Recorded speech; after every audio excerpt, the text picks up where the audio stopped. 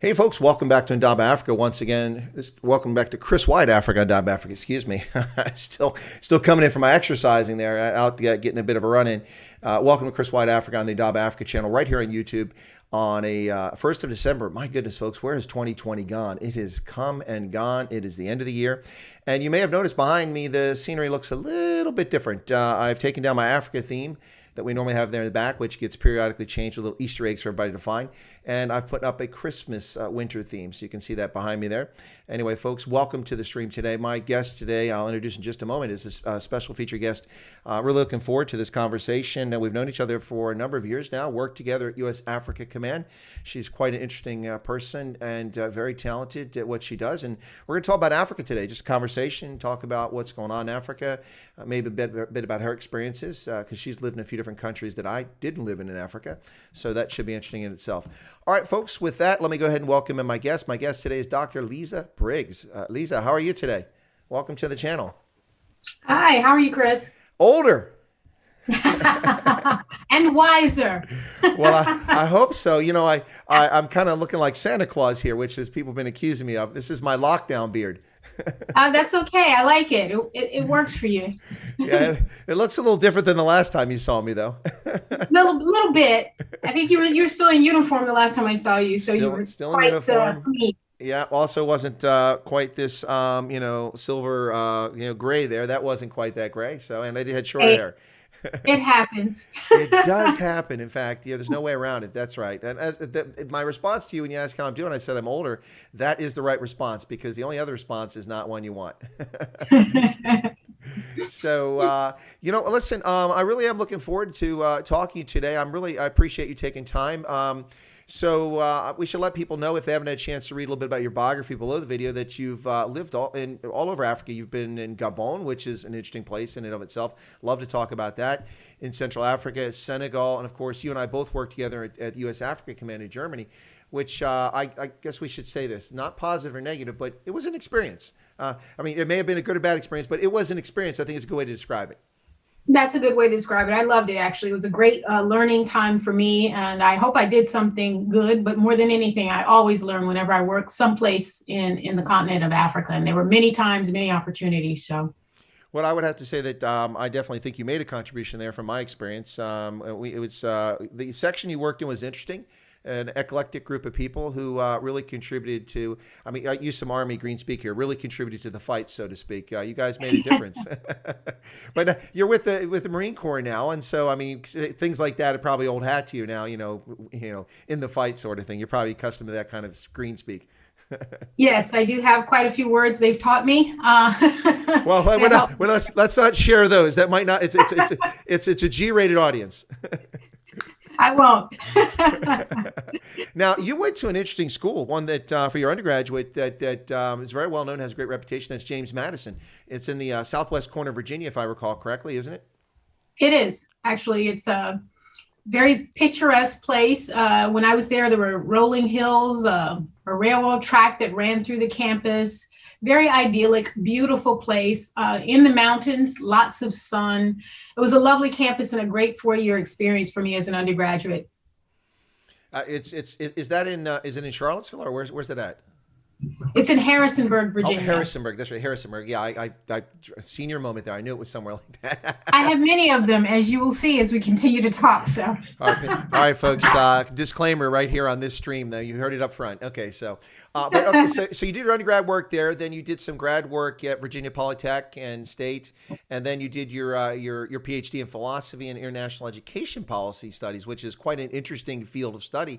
And that's with the University of Maryland there in College Park. Yeah. So when did you complete that, your PhD?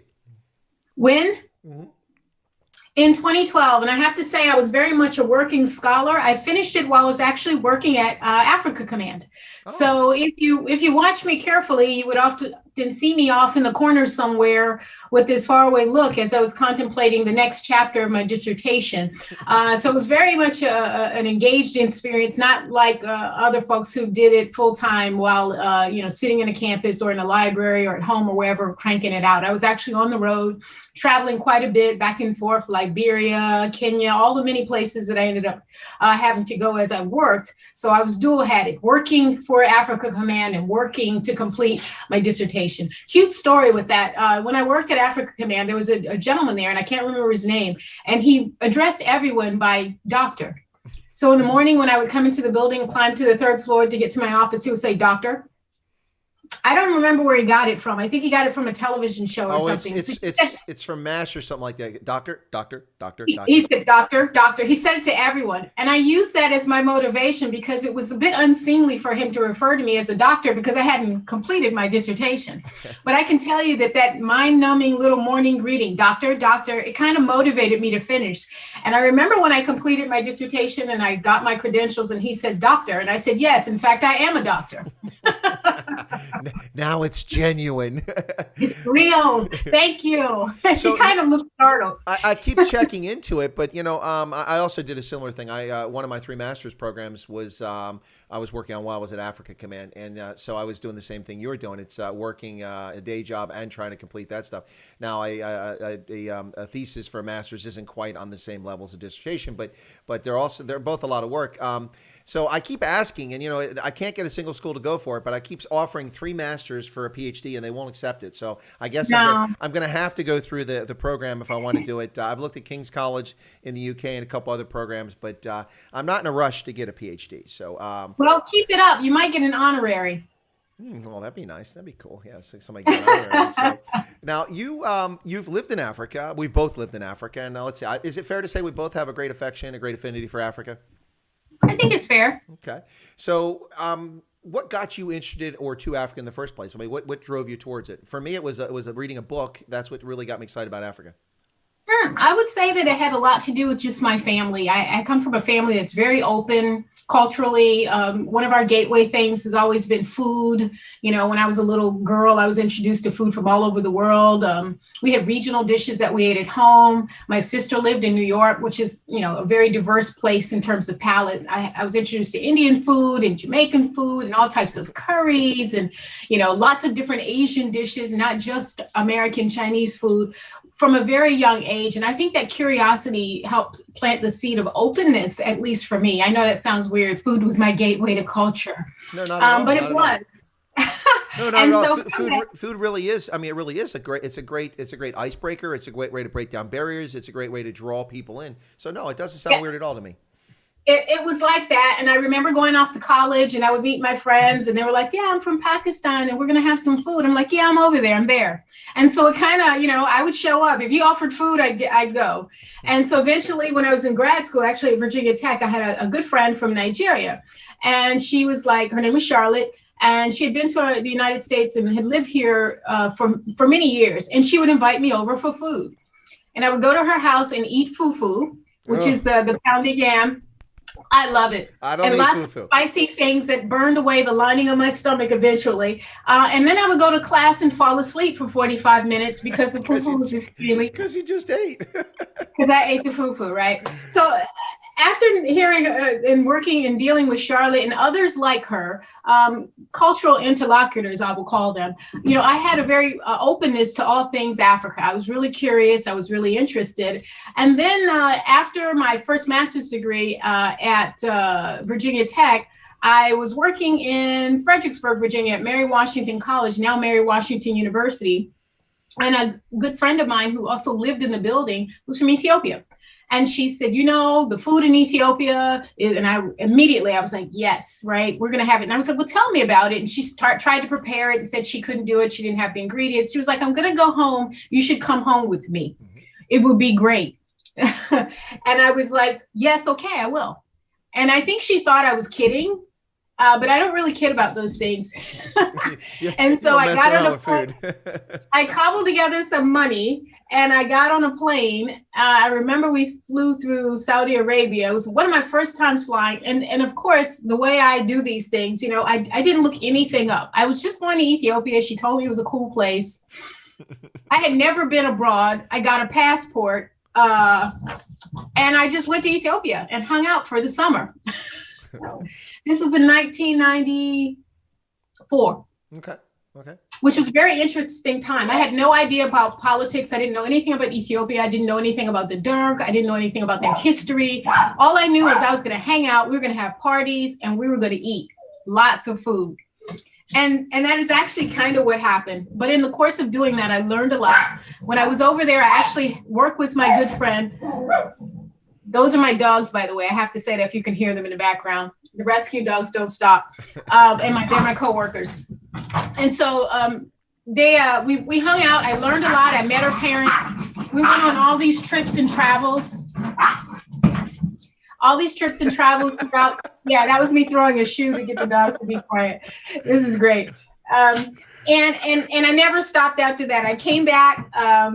I got really more interested in learning more and understanding a little bit more than what I did. You should have seen me on the plane. This is a great story. Mm-hmm. I hadn't had real plane food, international food. They smoked on the flight. So I was like dying from the smoke in the bathroom, playing around with all the soap and things. It was really an interesting moment, and it's absolutely true. But it was a coming, sort of really coming together of lots of different things, a lot of openness. And that sort of started All Things Africa. After that, I was bitten by the bug. I took a position as a teacher in Africa and went to Gabon and lived and worked for a couple of years, spent time in Senegal. And then I started working for the Department of Defense. I started getting degrees and things and studying Francophone Africa. And it just spiraled into more and more experience doing things. I spent a couple of years doing surveys across the continent for Voice of America about their listening habits. And I think that was what made AFRICOM very interested, because I had started doing research and working, and I had also worked at the Africa Center for Strategic Studies, which is very popular on the continent in the security cooperation arena. And all those experiences culminated into me knowing a lot about different things and places and spaces in Africa, having met a lot of people, excuse me, and more than anything, I learned a lot.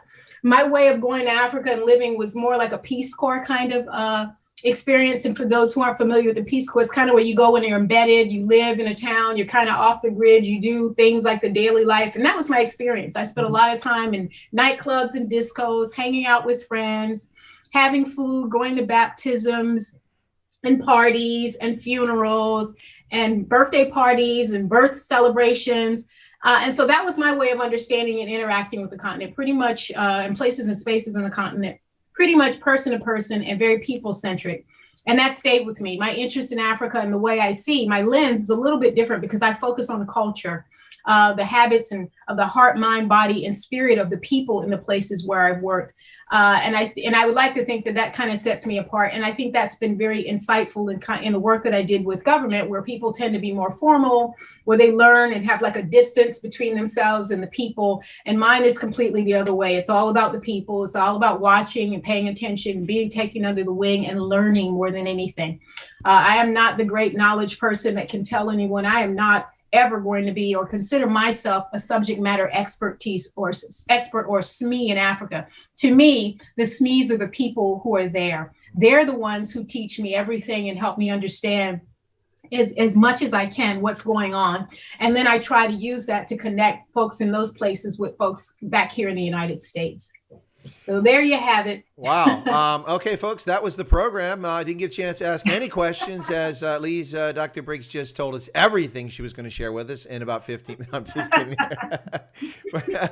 But seriously, there's a couple good questions come up here. Before I get to them, though, I'm going to say a couple things I got from that. Let's see. Food seems to be very much a recurring theme here in this conversation. You mentioned working for Voice America, the Africa Center, and also you were teaching in Gabon. Those are interesting things. Now, Now, it's interesting that you talk about culture. Maybe that's why we had kind of a professional connection there without even realizing it. Because for me, culture is a big part of it too. In fact, my first master's program was kind of unusual for an Army officer. I was teaching ROTC, and my boss like, you should get a master's degree. I'm like, oh, okay, sure. So I went and worked on a master's in international development studies, and so I used international political economy, I used cultural anthropology, and I use community and regional planning. That's not exactly your average kind of study habits for an Army officer or a military person, but those things for me really came in handy. And then, of course, my love of languages, that all kind of ties together. Now, the one thing where you got me, and I'll be honest here, I'm a picky eater, so I don't eat Ethiopian food. I don't like it all. It looks like brains, man. I'm sorry. And and I never eat fufu. And in Southern Africa, I won't eat pop, which is a similar kind of thing, but it's based on maize instead of yams. But I do love me some jollof rice. Ooh, I do love jollof rice. That's some good stuff. I've had plenty of that over the years. But yeah, so no, I'm a snooty eater, and I'll admit it up front. So I'll just waste away and go hungry if I don't see. By the way, I don't eat goat. Africans have tried to get me. They try to trick me over the years. Oh no, it's chicken. That's not chicken, man. I'm not eating that. I can tell. Chicken don't smell like that. Anyway, but yeah. So you're missing out. You're missing out. No, I don't think so. But I will say this is that what's interesting is that your point is very valid in that you got to know the continent by getting to know the people and their ways and what they're all about. For me, I feel the same way. And to me, it's language. So language is part of that too. When you learn another person's language, it really helps get deeper insight into who people are. Where did French come about? Was it because you're in Gabon, or did you already speak it when you went there? It came from Gabon. I think when I went to Gabon, I knew how to say hors d'oeuvres, bonjour. And that immersion experience, there was at some point I just woke up and I was dreaming in French. And it was interesting with French because I lived in Germany for 6 years and I don't speak German, but I spent a couple of years in Gabon and the French is still with me. In fact, I was talking with my betrothed, I should say. That's a strong word, my boyfriend. And I was speaking to him in English, and I used a French phrasing to say something in English, which is odd. And it still happens to me, even though I don't speak French regularly. It's just in my brain hardwired. No, absolutely. I get that. Well, the thing about the 6 years living in Germany, but that was when you were at Africa Command, right? Yes. Okay, well, it's understandable that you didn't necessarily learn German because you got to make a superhuman effort because you spend 8+ hours a day around Americans speaking English on the internet, on the networks, doing stuff in English, watching American and English news. You really have to make a superhuman effort, and it's hard. By the time you get home, you're knackered, you're ready to kick back, take your shoes off, get something to eat, and lay down maybe, and maybe on the weekends you might get out. So it's really the advantage for me is that I did it when I was 19 years old when I was in Germany, and I was life was brand new, and the world was my oyster, and I wanted to get out, and so that was my second language was German of the 6 languages that I've got, but that was the first one, and it's not the easiest one for people. So I mean, I can understand why, but I'm with you on the dreaming. I used to dream extensively in German. I dream occasionally in German anymore, but sometimes in French, but not so often because the French isn't quite as deeply embedded as the German is. So it is a weird thing, though. The first time you realize you dream in another language, isn't it? You're like, what the heck? Yeah, I remember calling. Back then we didn't have internet, and I remember calling home, and I was having a hard time speaking in English to my sister, and she said, "Wow, you're really immersed. I don't really understand the words you're saying," because I think what I was doing is syntax wise, I was phrasing as if I was speaking French, but in English. So it sounded kind of choppy and strange. So yeah. Well, the other thing too is that I'm sure occasionally it happens too is that you can think of the word in French, you can't think of the word in English, even though you're a native English speaker. That happens to me with German sometimes. Like, of course, Germans just make words up, so it's easier to do in German. I did notice because in Germany I can order food and ask for things that I want. And I noticed because at AFRICOM I spent a lot of time in countries in Africa and also in French speaking countries, that when I went to order food in French, German things would come out. In particular, there's a certain way you say Coke or Coca-Cola, and I was mixing it up. And of course, everyone corrects you. Right. I think in Germany it's cola. Yeah, so people just say cola. Yeah, I know cola light bitter, and in French I think it's Coca. Yep, and so exactly. If I said cola in the Coca place and Coke in the cola place, each one of them would look at me and go, No, that's not it. Well, they get a kick out of it. So Croy Thompson, who's originally from the Caribbean, has asked. He said, "Chris, why not eat goat?" Because I used to be a farmer. They're disgusting. I'm not eating that stuff. It's a miracle that I can even eat poultry after raising chickens. Trust me, you don't want to know, people. Anyway, and then you just don't want to know. And then Ron von Ryman mentioned this because you mentioned Ethiopia. He says, speaking about Ethiopia, said the situation in Tigray doesn't look good at all. No, Tigray that's a real mess. I don't. Are you following that at all, Liza? What's going on? I do. I actually teach a class, a regional studies class, where we talk about culture. We actually critique and really talk about culture. And I teach the Horn, or facilitate the Horn of Africa Region 1. And I have been talking about this for a while. Ethiopia has a very interesting culture and history. As the first place that I visited in Africa, I had taken some time and had probably had the longest duration of time to kind of track things and pay attention mildly, not very seriously, but mildly, and learning a lot. And I think it's going to be really interesting to see how things evolve, if they can pull this back, get it together. There are a lot of deep-seated underlying issues, and there are a few articles that I've seen that kind of talk about some of the deeper cultural issues that make this such an important issue and the conflict deep. And part of it has to do with this notion of the change of power that happened when the current prime minister came in to power, and what he represented as a non-Tigray person, and the Tigray's hold on power in Ethiopia for so long. I don't know. I'm looking to see if this destabilizes things, if Ethiopia can pull it back together. And I'm really interested in where the U.S., where we're going to sit in on this issue. We have been a close ally with Ethiopia for a very long time.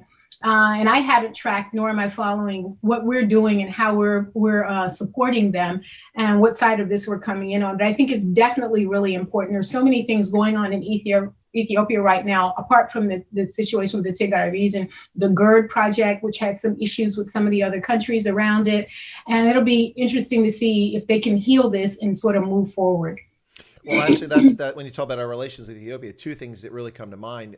One of late, most recent years, is the security relationship, which is good and bad, good and bad, good and bad. It depends.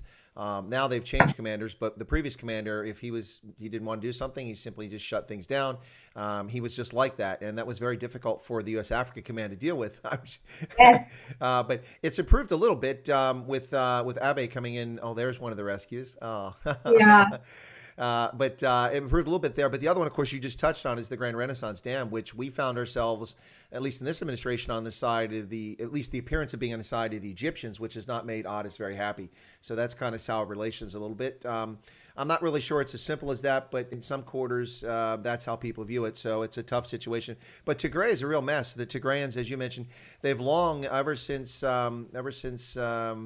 well, before Abiy, all that period of time from the 90s onwards, they were deeply involved. Although a small part of the population, most of the seats of power they had influence or control over. So being on the outs or the margins is not something that we're happy with. So that was not a recipe for success, I think. And that's probably what we're seeing play out in some respects in Ethiopia. Boy, now well behaved now, sitting on lap. That's just wanted some attention. Look at that. Yeah, the other one's I'm petting the other one out of view of the camera. So I do what I have to keep the peace. Let me get to some of the questions here before we talk more about your experiences here, because there's a lot of good questions coming in, and I'd like to get your take on this. So, and no, not about goat cheese and not about eating goat. We're past that, guys. Okay. So this one's interesting because you work at U.S. Marine Corps Intelligence Department headquarters. This was from Felix. Felix said, "What's a day-to-day life in Dr. Briggs? What's your life like working for Marine Corps Intelligence? What are you doing? Are you teaching? Are you doing intelligence analysis? Are you doing things you can't tell people about?" Well, what I do for the Marine Corps and what I've done for the Department of Defense throughout is research. Basically, I am a researcher. My training and methods are in anthropology, so I look at culture for the Marine Corps, as I did for U.S. Africa Command. And so, depending on what they direct me to look at, I do studies, which involves most of the time surveys or just talking to people. A lot of my research is qualitative to get that deeper dive understanding of things. I spend a lot of time in what we call interviewing, participant observation, and things of that nature, those sort of tools. And then I write reports. I write papers. I talk at conferences and events, which are not classified in any way.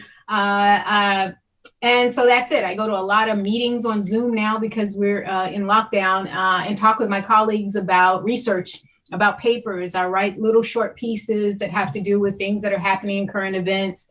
And depending on the projects I'm directed to work on, based on the Marine Corps' needs. So that's really the long and short of it. It's nothing's really sexy or secret. Well, no, it's not secret. That's the thing. People who are not inside the intelligence community often think of, ooh, Jason Bourne. Ooh, that's I wish. Yeah, that the number of people that do that's really small, and I can neither confirm nor deny whether I've actually ever done that sort of thing. But it's really hard. I mean, if you look at imaging on television about what happens in these places and spaces that are called intelligence, I think that it definitely creates a picture. I can't really watch them because they don't really mirror anything that has to do remotely with my life or anything that I've done in the intelligence community. I'm just a researcher, so I do some similar things to folks who do research all over the world. And when we come together, we understand that it just depends on the topics and what people ask me to do research on. So, and none of that is very, close held or secret either. So. Well, absolutely. And the thing about it is that from the early outset of my career as an intelligence officer, I didn't have access to the things that people think that they need. And so I had to rely on open source and research and academic things and media when we still had media before the current generation, when journalists actually did journalism, but, rather than just repeat AP wire reports and things like that. But no, I remember the European came out from Robert Maxwell, and I was tracking what was going on in the former Yugoslavia and telling people about the dangers there. And virtually all the information I knew about was coming from open source and my knowledge of the region, the culture. Exactly. And I was applying all that and doing analysis off of it. And so later people they just assumed that I had access to all these like spies and satellites. I'm like, no, that just kind of fleshes out the picture if you get a little bit more information. If you're good at your craft, then you can get a lot of what you need elsewhere. And that's and so we're talking about what's called open source intelligence, and that's that you're working open source intelligence in one respect by doing research and helping out the Marine Corps. That's a fair statement, Yes. Would you say? Yeah. Okay. Cool. Yes, it is fair. Okay, so let me get to the next question here. Let me see. I got it down here, and this one was. Oh yeah. So I don't know how familiar you are with Ghana, but Will Woods asked the question. He said, "Who do you think is going to win the election? Is it going to be Nana-Addo or is it going to be Mahama?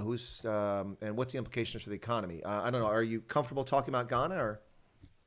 I don't really follow Ghana. I haven't tracked their elections in a long time. I've been there many times, but usually in the role of security cooperation or hanging out with friends and things like that. So I don't really have a say so in this, Chris. I'm a pass to you then if you do. Sure. No, I'll just give a quick response on it.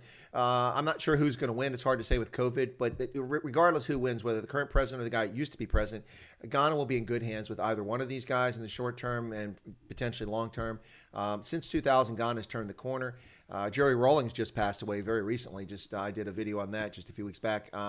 He is a very complicated person. He'll be remembered positively, but he should also be remembered for the bad things he did as well. But he is ultimately the person that put Ghana on the path to multi-party democracy, representative democracy, and economic development. It wouldn't have happened without Rawlings.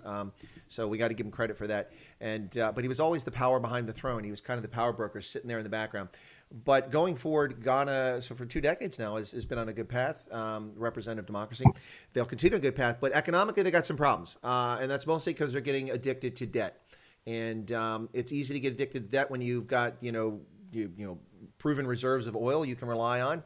Of course, when the price of oil is $12 a barrel, that's not particularly valuable as opposed to $150 a barrel. So Ghana has been getting itself deeper and deeper into debt. Once again, they had a lot of debt forgiven by the Heavily Indebted Poor Countries Initiative, the HIPC, and Enhanced HIPC, that Ambassador Carter was one of the architects for, former number 2 there at U.S. Africa Command. He was deeply involved in that program. But they got out of the bind, and a lot of money, $3 or $4 billion, something like that, was relieved. Got a clean slate, start all over again. They were doing fine, but they've gotten addicted to debt, and that's a problem. I'm not talking China debt. I'm just talking about debt in general, because some of it's from their own banks, some of it's from international institutions. So that's a problem for them going down the road. Africa across the board, we haven't talked. Maybe we'll talk about this in the show. I'm not sure, but COVID has not been a good thing for Africa economically. It's been a real problem. A lot of the markets for their commodities have dried up, and it's hurt a lot of people. And Africa was on a great path, much of Africa, before COVID hit. And so it's kind of put things in a holding pattern for the short term.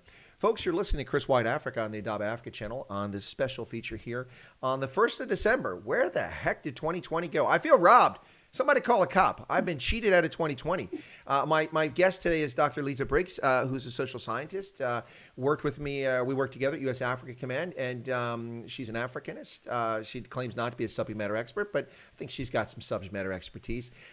She's there with her rescue dogs, and we're just talking about Africa right now.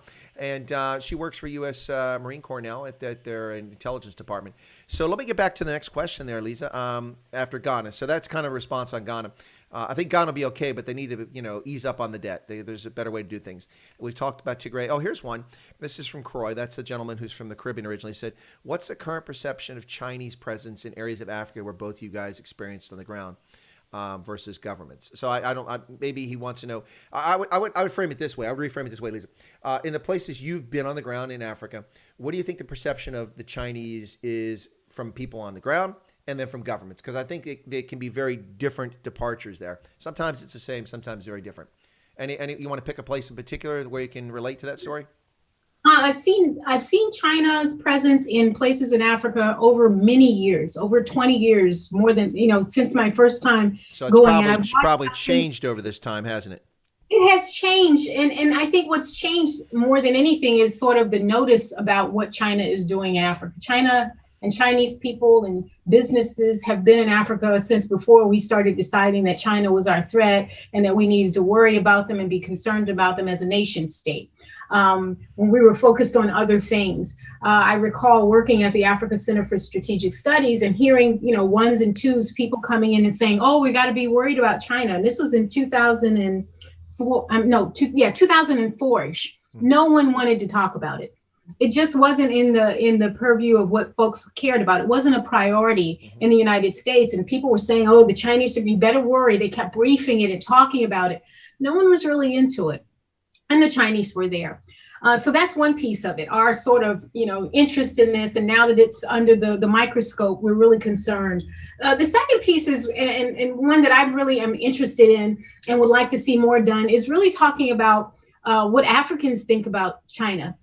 And because they're in their sovereign nations, right? And so one of the things that I have as a bit of a problem, and it's not a real problem, it's just one that I'm watching and that I keep my critical lens on, is that who's directing this and who's in charge of what China is doing in Africa.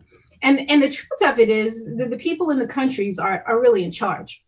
And so having a better understanding, which is really difficult to get actually, of what Africans care, how they care, what they think about it, is what's important to me.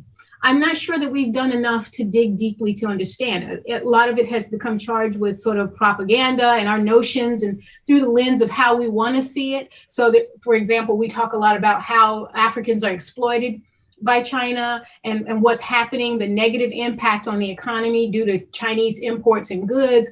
And the question is, what does that mean for places and states? Oh, we do features on how, Chinese goods have messed up the marketplace and informal economies in markets in Africa because they're importing goods, they're making fabrics that Africans once made and selling them more cheaply. We talk about those things. And I think the picture is a little more complex than that. And I'm not sure if I have all the information to understand how to make sense of it. To me, the lens is really built on looking at how Africans are victims of the Chinese. And I don't really get a chance to see fully what the gains are. And that, to me, is the answer to the piece about what governments think, because the government has brokered these deals. These people are there, Chinese people are there, and Chinese investment is happening. And what are they getting? I think, at least this is my opinion, that part of it has to do with the overarching power of African pragmatism. And that's something that's not talked about a lot and openly and not really dealt with as a primary rationale for doing business and how you do business and why you do what you do. We need to look at that more closely and cut through our own ideas about what China is doing and why it's bad and how we need to intervene and really understand what the pragmatic approach to it is from the perspective of the African nations that are dealing and doing business with these folks and the everyday people as well. We need to expand our understanding beyond what's bad and look at what they're getting from it and use that as part of how we deal, if you will, with Chinese working and doing and so forth in places in Africa. That's what I have to say on it, but I'm sure you have a point of view as well, Chris. Yeah, and it's not really all that markedly different, to be honest, Lisa. It's pretty much along the same lines. Back when you're talking about when you were at the Africa Center, ACSS, Africa Center of Strategic Studies, there, the DoD's think tank on Africa, you were talking about people, were mentioning this, and I think you probably made the point that China didn't just arrive. When the smart people, you know who I'm talking about, in state and DoD, the smart people are started parroting the same lines all the time, then you're in trouble. The first one that struck me when I was a foreign area officer is that West Africa will be critical to the U.S. because by 2010, 25% of our petroleum will come from West Africa. I'm like, okay, well, even if that's true, that doesn't necessarily make the assertion true. But that was the first story, and I disagree with that. Turns out it wasn't true. But of course, I couldn't predict, fracking and tight oil and oil shale, and I had no idea that was going to explode. But I just didn't think that it was going to work out. But anyway, so that was the first story. Then the next story around 2008, 9, 10 for sure. China and Africa, China and Africa, everything is China. And I'm like, okay, hold on, guys. They're not new. They've been here since 1959. The thing that's changed is that with the entry into the World Trade Organization, their economy is blowing up and it's growing fast, and they've got a lot of resources. So the scale of what China's doing in Africa has changed, but the nature of what they're doing hasn't changed in many respects.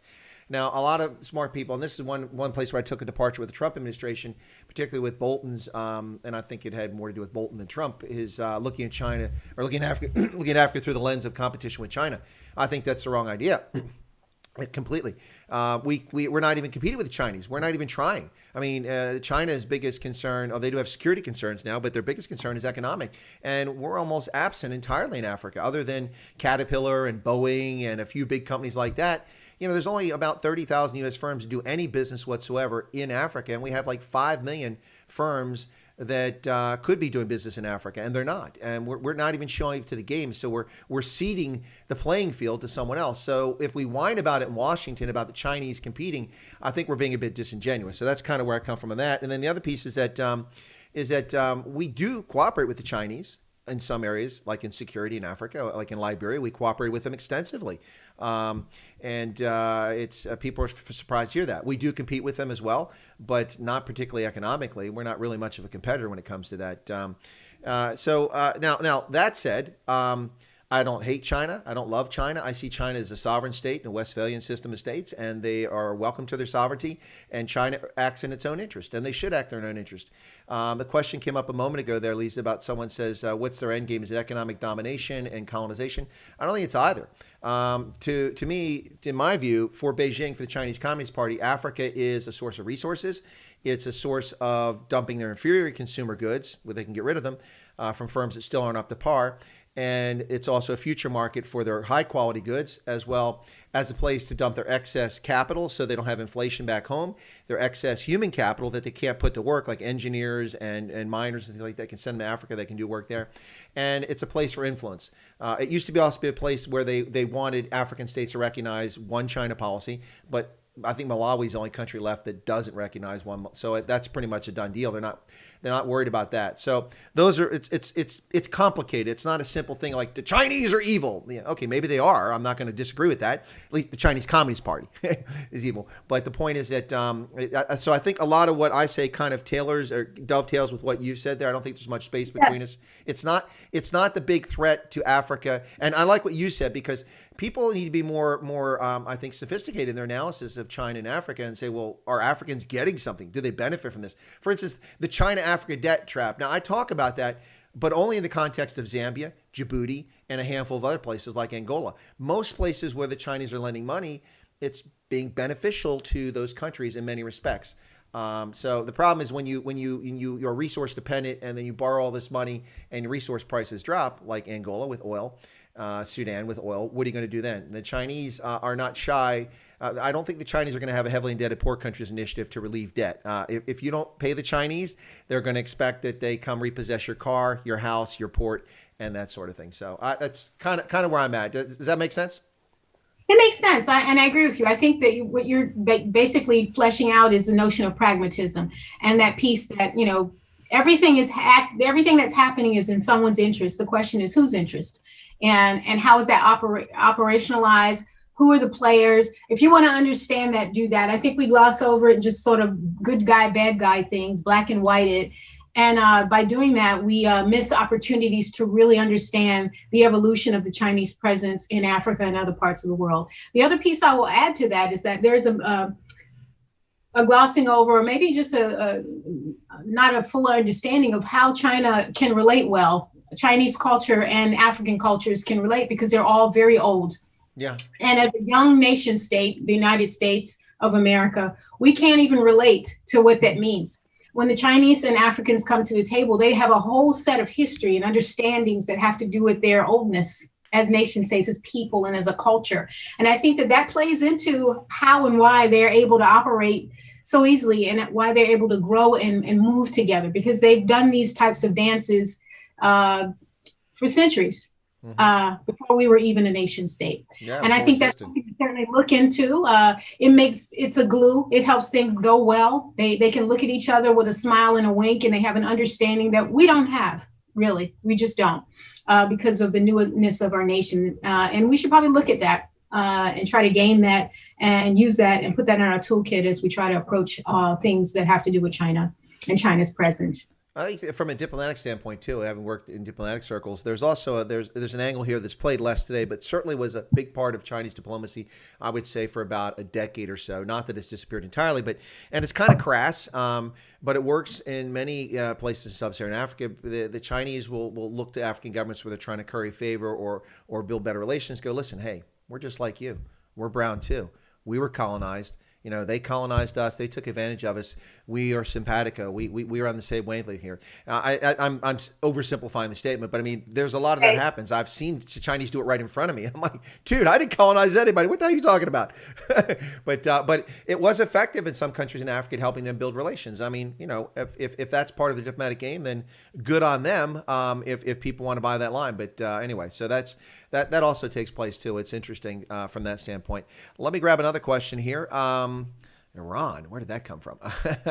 So Felix says, what are the principal subjects of research that you carry out for the Marine Corps? So you talked about, you do public perceptions and things like that. I know that there was, were you working with the Afrobarometer and the other surveys that were being done in Africa back when we were at Africa Command? Was that part of the research you were doing? Oh, you weren't? Okay. And the research that I did in AFRICOM was more original field research, so it was directive. So, for example, I did a look at the perceptions of the armed forces of Liberia. Oh, okay. And my papers that I wrote there are on, what's it called? academia.edu. So if you want to read them, they're there. And so that particular one, I went around and I spoke with people in Ethiopia, in Liberia, in all different regions outside of Monrovia about the AFL. I wanted to know what they thought about them, how they thought they were formed. Chris, no one mentioned you.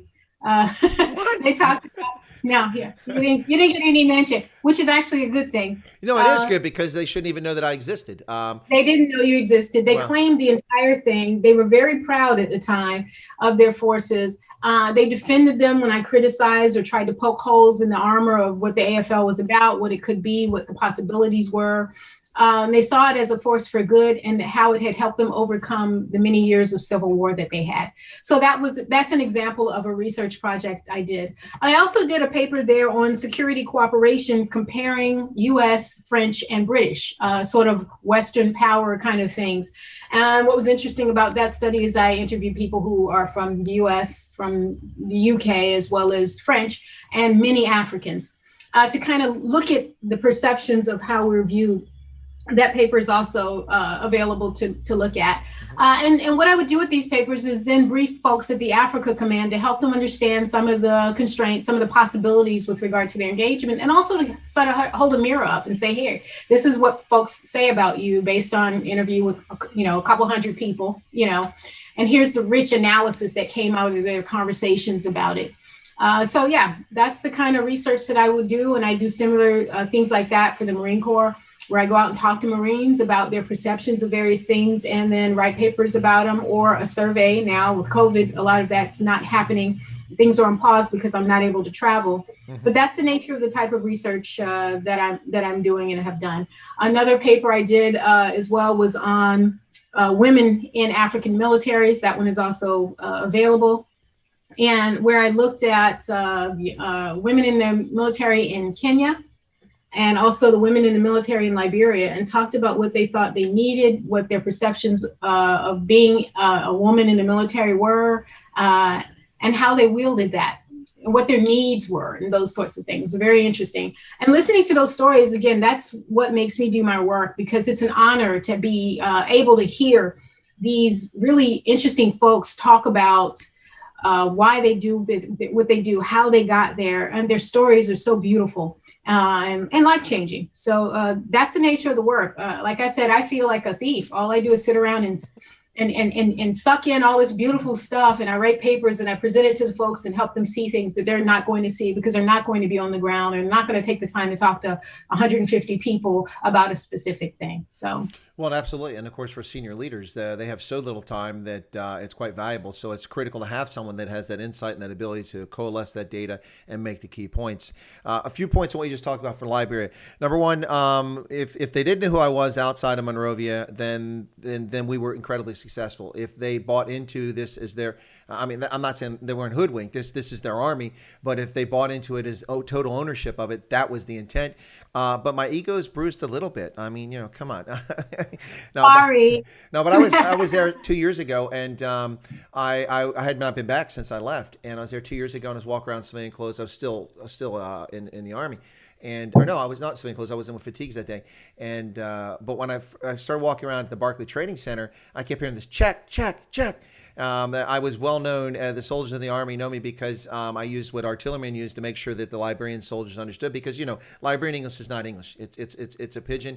It's a Creole. And so, for instance, I tell people, I haven't done it while on my show, but if you ask where you're from, you might know the answer to this, but most people don't. So if I'd say, where are you from? How would you answer that question?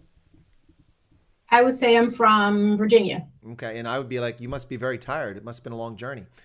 Because where you're from in Liberia doesn't mean where are you from. It means where did you just come from. It's just a simple little thing. But anyway, so yeah, but it was. To make sure the Liberian soldiers understood what I'd say, I'd have them repeat back to me, check if they got it, and then I'd just go question them sometimes.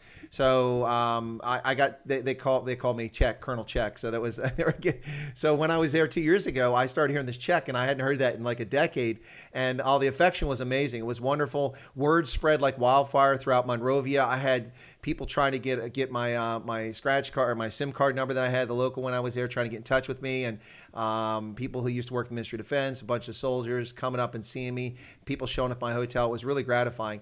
But if they didn't know who I was outside Monrovia, that's great, because that means they've taken ownership of their army, and it means we were successful. And the point I made a moment ago is that you're providing an invaluable service to leaders, because they need those insights, because they're not going to be out on the ground. They're not going to be in Maryland County. They're not going to be in Bonga.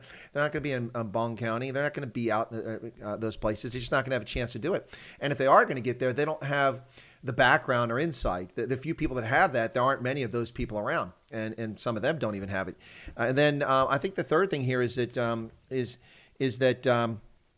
you didn't really touch on this, but it kind of goes in line with this. It's something I criticize our government, and I did it when I was still in uniform, is that I think we are abysmal. It's ironic, because a country that invented Hollywood and the modern film industry and television and telecommunications and invented the modern newspapers and cable news and all these things, we are abysmal at strategic communications. We do a very bad job at telling the world what it is we're doing, what we intend to do, why we did it.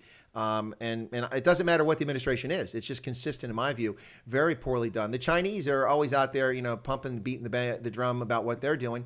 And we might go out and cut a ribbon for an HIV clinic, counseling and testing center. And then unless somebody is actually hyperactive and reminds to get the press out there, it won't even be mentioned. But you can be guaranteed that the national television station will be there if the Chinese donate 3 loaves of bread. So I just think we do a bad job of it. And now in this case, I won't say we did a bad job in Liberia, because we want Liberians to own their army. We don't want them to go, well, let's thank Big Brother America for building our army. We want them to know that they played a role in it. So Good stuff there. Now, the women in the military thing, there was a group there when we were at AFRICOM. I was involved in that. I think you were involved in it too. And we met like once a month or something like that, discuss women in the military. It was pretty interesting.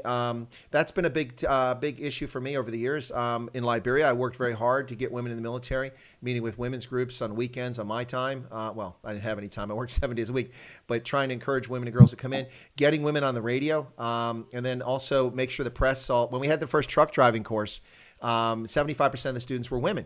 But that was because the aptitude score was not particularly high to be a truck driver. That's not an insult. That's just a statement of fact. And most of these girls didn't have an opportunity for a proper education because of the 13-year Civil War. So they're able to take an entrance examination, which determines if men and women, whether they're literate. That's the West African Education Council examination. And once they're in the military based on their literate, then, but the thing is that most of the girls didn't have particularly good education, so they had low scores. So low score qualifies you for truck driver and a few other things. So 3 out of 4 of the students in the first class are women. The press come out, and I want to make sure they saw that. And they're like, Colonel Wyatt, there's so many women here. I said, well, yeah, they're in the truck. But women don't drive trucks. I said, well, they do in this army.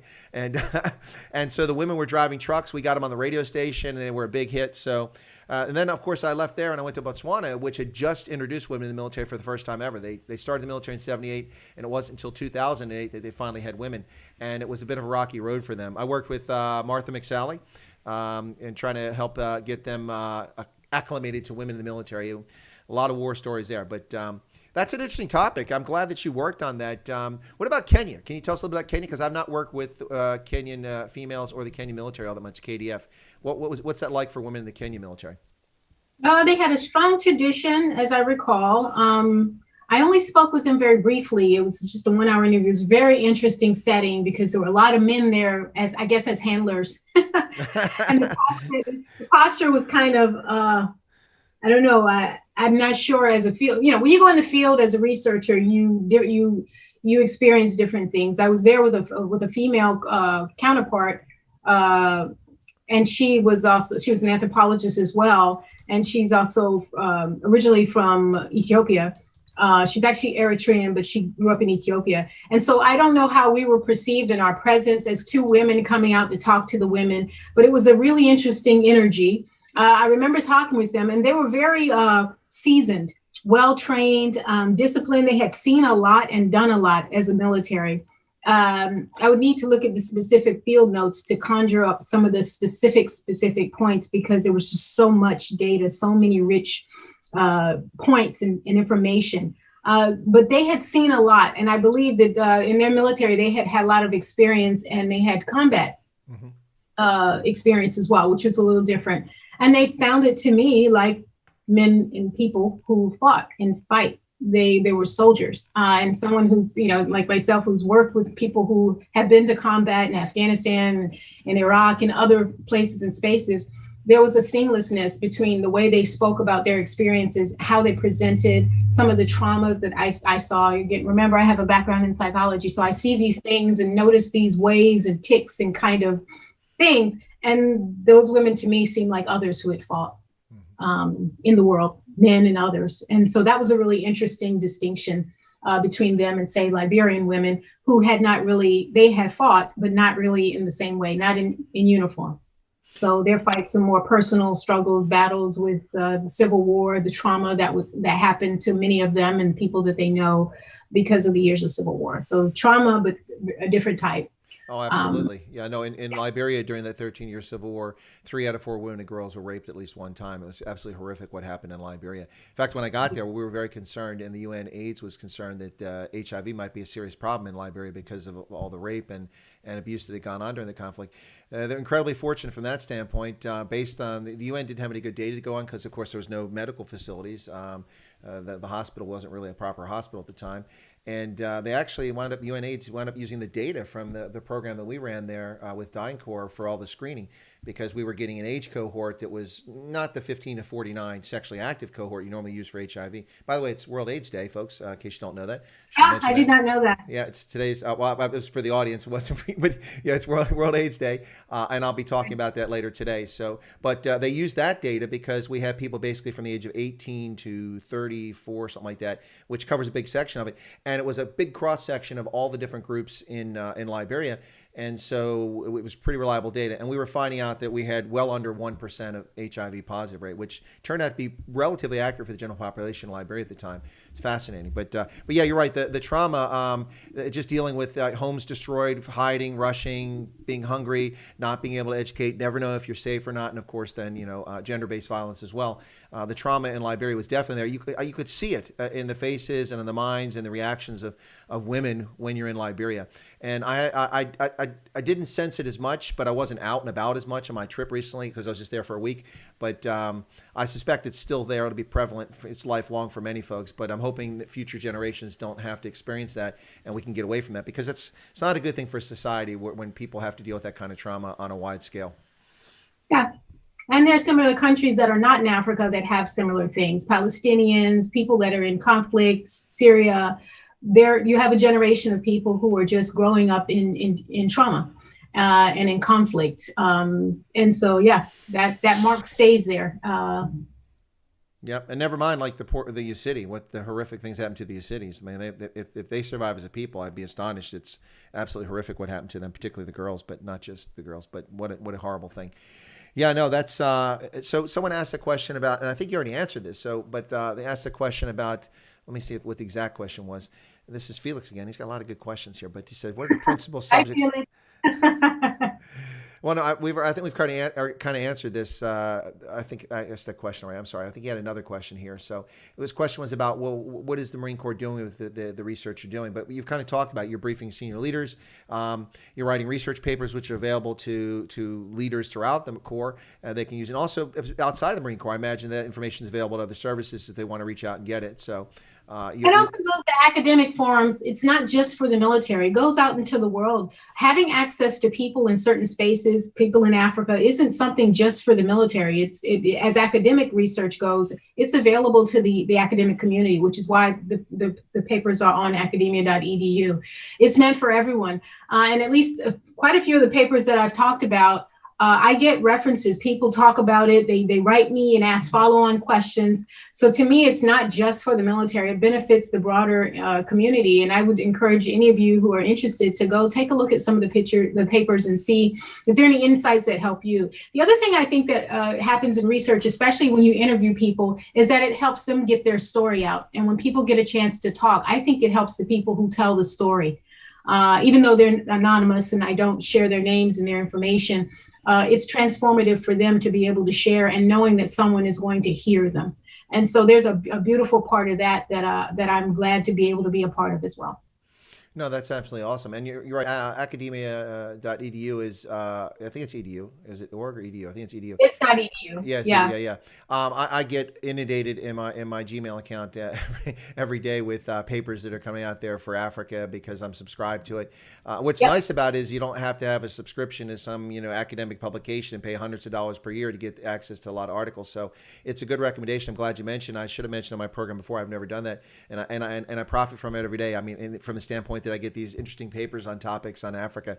Of course, I can't really read all of them. There's so many that come in. But if you look for something specific, it's a good one. Erica says, women soldiers probably have different issues to deal with. Women are natural life bearers and nurturers. That's true, Erica. But also, most societies in Africa are paternalistic, and that's a major issue. We saw that in Botswana when they tried to integrate women. We had a situation, Lisa, where I don't know. I might have told you this, but I'm not sure if I did. But I think I might tell the story. But we had after the women arrived, they were all second lieutenants, so they outrank every enlisted soldier in the force.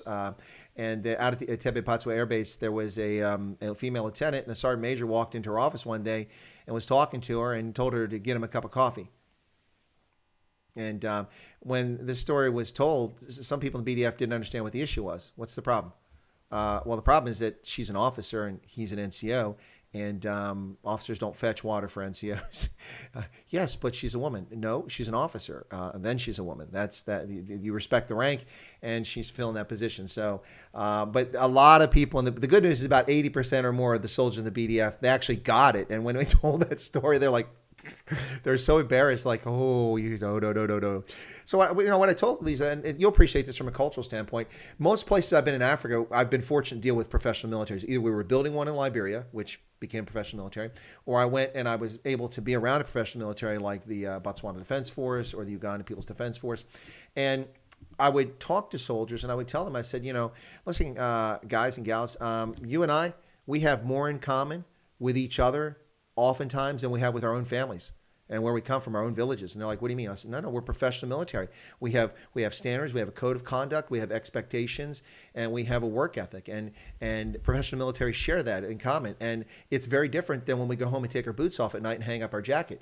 And I said, you have to remember, if you're in the BDF, the Botswana Defense Force, when you come to work, you're a professional soldier. And if there's a female that's in charge, it's a female that's in charge. And if it's a male in charge, it's a male in charge. That's just the way things are. But when you go home at night, you might go home to where you have a paternalistic family organization and you rule the roost. But if you're not the senior officer here, you're not the senior officer here. If it's a woman, you're following her direction. And when you explain in those contexts, people tend to get it. But and that's a cultural thing. That's a professional military culture. And so I think that was important to share with Africans. And that's one of the great things I loved about being in Africa, is being able to share those moments with Africans. So the places you've been, I'm sorry. Oh, very true. The places you've been, do you have a favorite? Because we're coming up on an hour here, and I can't keep you all day. You got a paycheck to earn. So, but is there a favorite place for you in Africa? I mean, Ethiopia was my first, but I don't really think I have a favorite. I have people that I've met and people I stay in touch with, and that I know and have known for many years in many, many countries. And so I can't say I have a favorite. I just love them all. I love food in all of these places and spaces. And I don't eat goat, but I eat fish and I eat chicken and I eat vegetables, and it all works out really well. I find it a fascinating place. I continue to learn. In anthropology, at least some of us believe that you really can't understand a culture from a visit. It takes years. A culture is like an onion. There's just layers and layers and layers and layers. And I know that in this lifetime, I'll never get to know everything there is about any one country. But sampling and having a chance to go back and to connect with people that I've known and that I know and stay in touch with them, see their families and their children, it's been really rewarding for me. I feel like I didn't just get a career in my work, but I get a gift, and it's wonderful. Absolutely. I have to concur. It's just been amazing. I've really enjoyed my time in Africa and look forward to future time in Africa. If we can get rid of this silly 72-hour negative test. I can't get a test in 72 hours. So I'm supposed to be in Ghana right now giving a conference. Okay. Yeah, no, well, I couldn't even get a test. And then if I got the test, they said the results are 2 to 4 days. I'm like, don't you have rapid tests? Like, no, they're not available here. I'm like, well, then I can't fly because I have to show up and have it within 72 hours. So anyway, hopefully we'll get past that at some point so we can get back on the continent, because I'm definitely missing that part of the adventure of life. So your time with the Marine Corps, are you enjoying it? Yes. Apart from my work with people in different contexts in Africa, the Marine Corps and its culture is a very interesting place to inhabit. It's partly like on TV, but then it's not. It's a wonderful environment. The Marines definitely have a distinct culture. I say this affectionately and with a joke, that it's one of the last bastions of white male heterosexuality in the world. And I'm not saying that in a negative sense. It's just that so much of that could be unpacked into a book in terms of the ethos and ways of the Marine Corps. It's a very enduring and endearing place to be. So, well, it's definitely very different than the Army. It is. It's its own thing in a positive sense, I would say. Yeah, I agree with you. No, I my experience, I enjoy working with all the services except the Navy. All the services. I'm just kidding. I'm just picking on the Navy because it's so easy. It's so easy. They're easy to pick on. But yeah, no, it's fantastic. Well, listen, Liza, it's a pleasure getting a chance to have you come on the program. I want to thank you for your time. Thank you. You're most welcome. You're welcome back anytime. We Sure. we barely. Let your folks ask something, and perhaps we can get together and share and chat again. Yeah, we'll do that. Yeah, it's we barely unpacked a whole lot of stuff we could have talked about here. What you do, I think the work you do is fascinating, and it's pretty cool to see you still helping the Department of Defense, because we need talented people to help people get the insights that they need so they don't do stupid things on the continent. Because it's very easy for generals to do stupid things on the continent. If they just run off, it is. Anyone to, yes. They run off half-cocked, thinking they know something, and they don't. So it's good to have folks that can kind of get that azimuth right, so they're going the right direction. So, and of course, in your case, it's coming from talking to Africans and interacting with them, so you really get a good feel for it. Cool beans. Well, is there anything you'd like to close with? Any thoughts here as we enter the holiday season here at the end of the year from hell? Well, over here it is, but I just want to wish everyone safe time in their space and place. Take care of yourselves. We will get through, and we'll see everybody on the other side, I guess, whatever that means for us in this in the post-COVID environment, or the after the crisis of COVID, because I'm not sure we'll ever get over it. So everyone stay safe and enjoy yourselves. That's about it. All right. Well, folks, that's Dr. Liza Briggs, currently working with the U.S. Marine Corps. We'll get her back with the Army at some point. Although she wasn't with the Army before, she was at a post that the Army controlled, but she was in a joint assignment, so she wasn't with the Army then. Anyway, but we'll get her back with the Army at some point here. We'll poach her from the Marines. They probably can't afford to pay her enough, so we'll take her back. The Marines have a tiny budget, so we'll have to swoop in. Beans and bullets. They're all about that's all they got. Beans and bullets and boots. That's it. But I'm an accessory. Oh, okay, well there you go. All right, so folks, Dr. Lisa Gibbons, or I started saying Gibbons. Lisa Gibbons, like the actress, the presenter. Dr. Oh yeah. At least you pronounced the name right. That's okay. Liza Briggs. Anyway, Dr. Liza Briggs, thank you very much. I'll let you exit from the stream there, and I'll close out my program here very quickly. Thank you so much. Bye-bye. All right, folks, there you have it. I hope you found that to be an interesting conversation with Dr. Briggs. For me, it was kind of like old home week. We used to work together at U.S. Africa Command. It was a pleasure working with her then. It was great having her as a guest today to talk about Africa in general. This is a different angle, a different view than most people will give you of Africa because of her interaction with Africans directly. And I really want to get around to talk to her about her experiences in Senegal and Gabon. We just touched on that on a future conversation. Perhaps we'll get to that. So I hope that you guys enjoyed it. Felix enjoyed it. It says hoorah, using the Marines vernacular there, hoorah.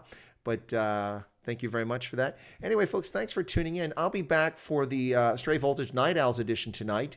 And we'll be talking about World AIDS Day, among other things today, December 1st, World AIDS Day. This is an annual event that's marked by the UN AIDS program. And see if maybe I dig up a photograph of me at UN AIDS Day celebration, or not celebration, but ceremonies in Niamey, Niger from 2012 in my dress blues. That's kind of cool, and get the little AIDS ribbon on there. But I've worked a lot of HIV programs, so it's a date that I pay attention to each and every year as the world continues to struggle against HIV. It's a pretty nasty virus. We haven't conquered it yet, and it's a challenge for those who contract the virus, unfortunately. Anyway, folks, you may have noticed behind me some changes in the background there, some lights and some green and red lights. And ooh, who's that? Who's that back there? You guys see him? Yeah, check it out. Look, it's Frosty the Snowman. Merry Christmas, everybody, from Santa himself. Anyway, but I'll see you guys in a couple of hours here on Chris Wyatt Africa, about 2 hours and 30 minutes from now at 2:35 Eastern Standard Time, 21:35, 9:35 in Botswana and in South Africa. Thanks a lot, folks. God bless. Thanks to my special featured guest today, Dr. Liza Briggs. She was fantastic, and really appreciate her coming on the program. That's it, folks. Going to close out now, and we'll see you for the Night Owls edition later on. Thanks a lot, and God bless.